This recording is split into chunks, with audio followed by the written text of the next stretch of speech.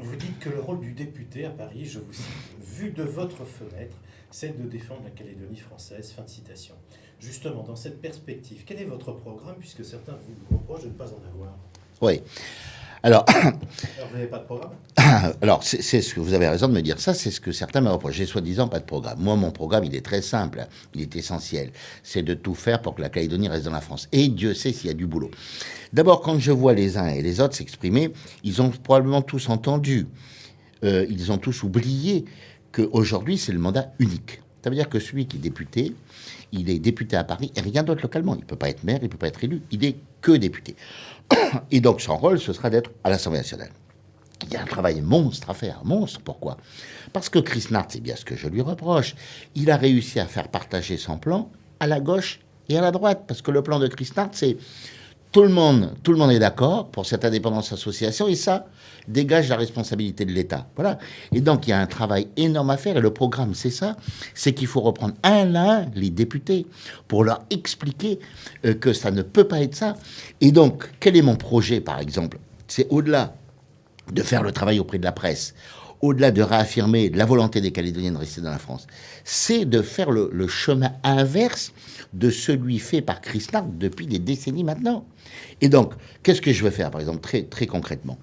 Eh bien, je veux faire prendre un engagement à tous les députés, qu'ils soient de gauche comme de droite. C'est-à-dire, je vais leur demander de signer un texte. Et ce texte, il est très simple. Ce sera de rappeler que, un, il faut respecter l'accord de Nouméa, que deux, l'accord de Nouméa, c'est la volonté des Calédoniens, que trois, il y a une question qui est pour ou contre la France qu'il faut pas modifier, qu'il faut pas changer, que personne n'a le droit de faire, et que quatre, le référendum doit être organisé avant novembre 2018. Rappeler ces principes de l'accord de Nouméa, et ce principe démocratique, tout simplement démocratique, à savoir que on peut pas revenir sur le choix des Calédoniens de voter pour ou contre la France, parce que j'insiste beaucoup, parce que c'est bien ça qu'ils veulent faire.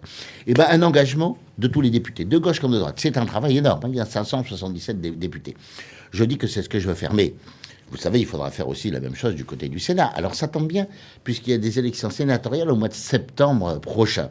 Et il faudra que les candidats, en tout cas moi les candidats que je soutiendrai, je demanderai à tous mes amis de soutenir des candidats qui prendront l'engagement au Sénat de faire ce même travail, de faire signer les sénateurs dans le sens de l'accord de Nouméa. Ne pas violer les Calédoniens, les respecter la démocratie.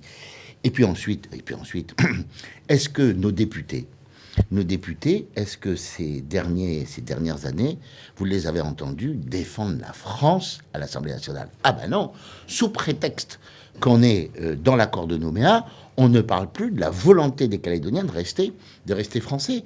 Est-ce qu'on défend la Calédonie dans la France? Non, on ne parle plus de tout ça. Maintenant, on nous dit, ah ben c'est l'accord de Nouméa, alors c'est l'accord de Nouméa, c'est les Calédoniens qui décideront, etc. Mais moi, je rappelle que Jacques Lafleur, député de la République, il passait son temps à faire des déclarations à l'Assemblée nationale pour rappeler la volonté des Calédoniens de rester dans la France, la nécessité qu'ils restent de la France. Il expliquait qu'il n'y avait pas d'avenir sans la France. Tout ça, ça a disparu, ça n'existe plus. Je rappelle, par exemple, qu'en 1985, le sénateur Dick Ukewé, qui reste cher à nos cœurs ici, qu'est-ce qu'il avait fait, lui? Il avait fait un grand discours devant l'Assemblée nationale et devant le Sénat. Et les sénateurs, tous les sénateurs de gauche et de droite à l'époque avaient décidé que le discours du Ukewé, il fallait l'afficher sur toutes les mairies de France, les 36 000 mairies. Parce que ce discours rappelait que la Nouvelle-Calédonie, dans l'océan Pacifique, ne pouvait rester que dans la France. C'est tout ce travail à faire ça, c'est un programme. Et le député, il doit faire ça, c'est pas de s'occuper, je sais pas quoi, des commissions bancaires, des taux bancaires. Enfin, tout ça, c'est un écran de fumée pour en fait nous essayer de nous attirer sur d'autres terrains et nous faire oublier ce qui est en train de se préparer, cette fameuse indépendance association.